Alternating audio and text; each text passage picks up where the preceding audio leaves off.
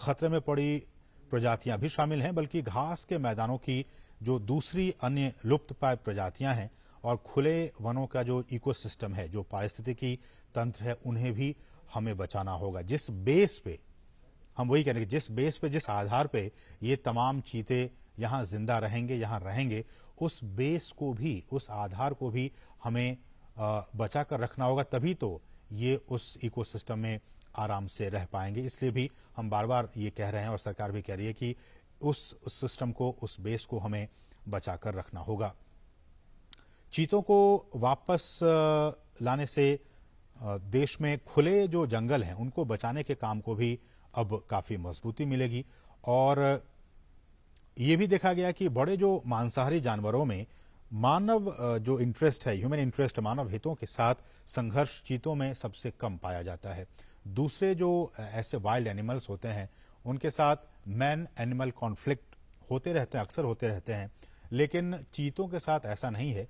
चीतों के साथ जो मैन एनिमल कॉन्फ्लिक्ट है वो बाकी जो ऐसे एनिमल्स हैं, वाइल्ड एनिमल्स हैं, उनके मुकाबले काफी कम ऑब्जर्व किया गया है, काफी कम देखा गया है। वो सामान्यतया मनुष्यों के लिए खतरा नहीं होते हैं और जो बड़े पशु हैं उन पे भी वो सामान्यतया हमला नहीं करते हैं। और wild life trust of India ने इसकी शुरुआत की थी कि किस तरह से इसको लाया जाए, और दुनिया भर के विशेषज्ञों, पर्यावरण, वन और जलवायु परिवर्तन मंत्रालय सहित भारत सरकार के कई अधिकारियों, राज्य सरकार के अधिकारियों ने इसके लिए कई दौर की बैठकें की। भारत सरकार के अधिकारी, मध्य प्रदेश सरकार के अधिकारी, वन विभाग के अधिकारी, नामीबिया से जुड़े अधिकारी, इन तमाम अधिकारियों की कई महीनों से लगातार बैठकें हो रही थी ताकि ये सारा जो काम है वो बहुत ही इजी वे में हो सके। और इसके लिए जो साइट सर्वे का काम है उसका फैसला लिया गया था। और हालांकि इसके बाद ये भी खबरें आई कि वैसे राज्यों में इन्हें छोड़ा जाए जहां की पहले से चीता पाए जाते थे और उन्हें ही प्रायोरिटी बेसिस पर उन राज्यों को सिलेक्ट किया जाए। तो उसके बाद नाम आया, गुजरात का नाम आया, राजस्थान का नाम आया, छत्तीसगढ़ का नाम आया, मध्य प्रदेश का नाम आया कि ये ऐसे राज्य हैं जहां की आज से 70 साल पहले चीता पाए जाते थे।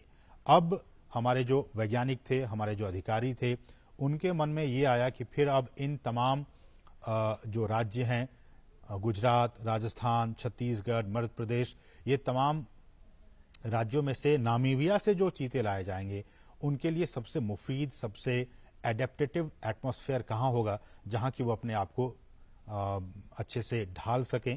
तो फिर जीव विज्ञानियों ने ये फैसला लिया कि इनके लिए मध्य प्रदेश ही सबसे उपयुक्त जगह है। मध्य प्रदेश का कूनो राष्ट्रीय उद्यान सबसे उपयुक्त जगह है जहां कि इसे रखा जा सकता है, छोड़ा जा सकता है। तो उसके बाद ही यह फैसला लिया गया और फिर नामीबिया से हमने बताया कि किस तरह से इन 8 चीतों को यहाँ पे लाया गया है।